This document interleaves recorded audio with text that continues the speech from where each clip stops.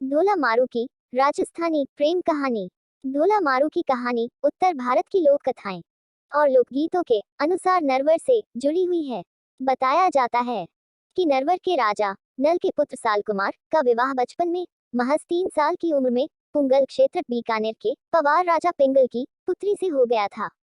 पुरानी लोक कथाओं में बताया जाता है कि बाल विवाह होने पर लड़की की विदाई लड़के और लड़की के जवान हो जाने पर की जाती थी, जिसे गौना कहा जाता है।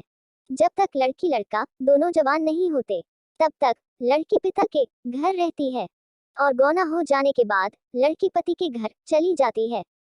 इन्हीं रस्मों रिवाज के चलते राजा नल के पुत्र सालकुमार का बाल विवाह होने के कारण गौना नहीं हुआ और राजा पिंगल की पुत्री गौना होने तक पिता के घर पर बड़ी होने लगी। लेकिन जैसे जैसे सालकुमार बड़े हुए धीरे धीरे बाल विवाह और पहली रानी को भूल गए। इसी दौरान सालकुमार ने दूसरी शादी कर ली और नरवर में सुखमय जीवन व्यतीत करने लगे।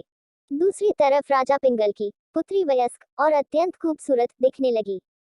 राजा पिंगल ने नरवर में कई संदेशवाहक गौने की सूचना पहुंचाने के लिए भेजे, लेकिन सालकुमार की दूसरी रानी उन्हें बड़ी चतुराई से सालकुमार तक संदेश पहुंचाने से पहले मरवा देती थी, क्योंकि उसे डर था कि सालकुमार अपनी पहली रानी की सुंदरता पर मोहित होकर उसे छोड़कर कहीं पहली रानी के पास में चला ना जाए।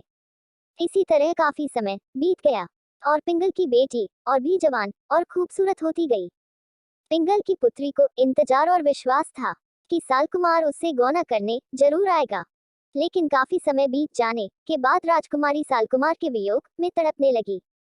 पुत्री की यह हालत देख राजा पिंगली ने सालकुमार तक संदेश पहुंचाने की कई प्रयत्न किए, लेकिन हर बार रानी संदेशवाहकों को मरवा डालती। राजा पिंगल को कुछ गलत होने का आभास हो गया। तब उन्होंने एक चतुर ढोली को नरवर भेजने का फैसला किया, जो गाकर सालकुमार तक बड़ी चतुराई से संदेश पहुंचा सके।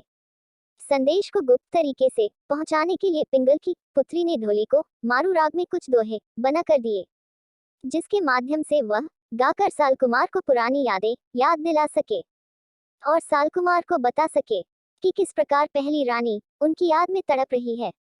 ढोली ने नरवर को रवाना होते समय राजकुमारी को वचन दिया कि वह सालकुमार तक संदेश पहुंचाकर ही वापस आएगी। ढोली मध्य प्रदेश के नरवर राज्य में जा पहुंची। बरसात का समय था। सालकुमार रात्रि के समय अपने किले की छत पर बरसात का आनंद ले रहे थे।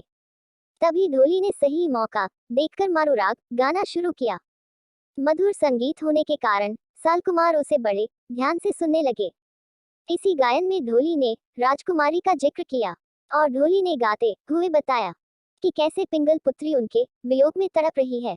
जब ये दोहे सालकुमार ने सुने तो उन्होंने सुबह होते ही उस ढोली को बुलवाया। तब ढोली ने राजकुमारी की सुंदरता और उन्हें राजकुमारी किस प्रकार वह याद करती है, इस विषय में सब कुछ बताया।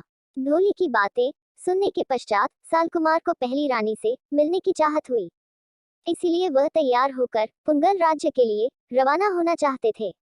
लेकिन उनकी दूसरी रानी ने उन्हें कुछ समय बाद जाने के लिए कहकर रोक लिया। कुछ दिनों बाद एक दिन पहली रानी सालकुमार के सपनों में आई। तब सालकुमार से रहा न गया और वह पुंगल की राजकुमारी से मिलने पुंगल राज्य में जा पहुंचे।